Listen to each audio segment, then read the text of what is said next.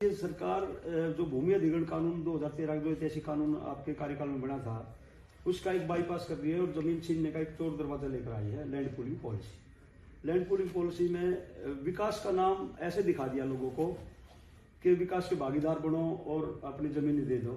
और आजाद भारत के ही नहीं, मतलब मैं तो कई बार कहता हूँ गुलाम भारत के इतिहास का भी सबसे बड़ा फ्रॉड किया है इन्होंने। उन शर्तों पर किसानों का रजिस्ट्रेशन कराना शुरू कर दिया 2019 से, जो शर्तें किसान के पास है ही नहीं। आपत्ति सुझाव डीडीए ने मांगे, हमने लिख के दे दिए। 5000 से ज्यादा किसानों को हमने साइन करा के दिए डीडीए में।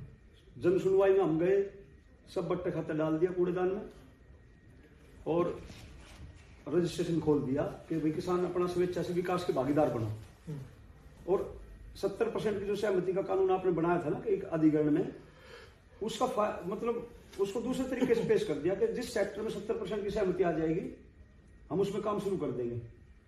18 अगस्त 2022 को केंद्रीय शहरी विकास मंत्रालय ने एक नोटिफिकेशन निकाल दिया कि लैंड पूलिंग पॉलिसी को हम एक्ट बनाएंगे, यानी कि डीडी एक्ट 1957 में हम संशोधन करके और पूरे इस लैंड पूलिंग पॉलिसी को लैंड पूलिंग एक्ट में बदलेंगे।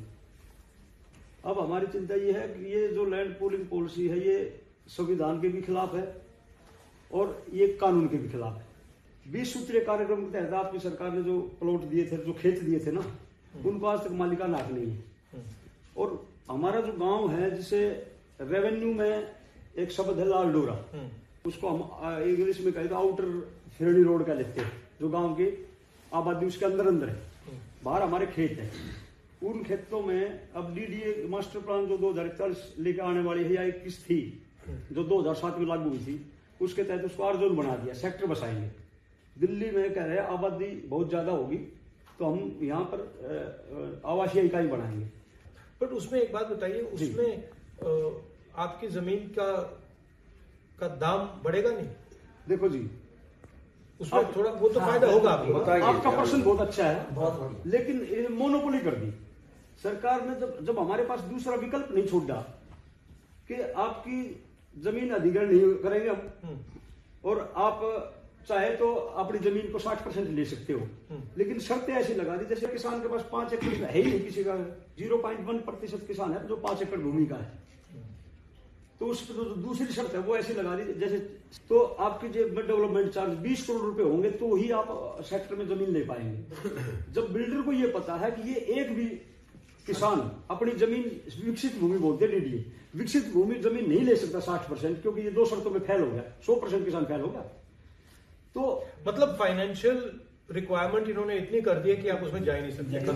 दो फैक्टर और भी है सर। 20 करोड़ इसमें क्या है?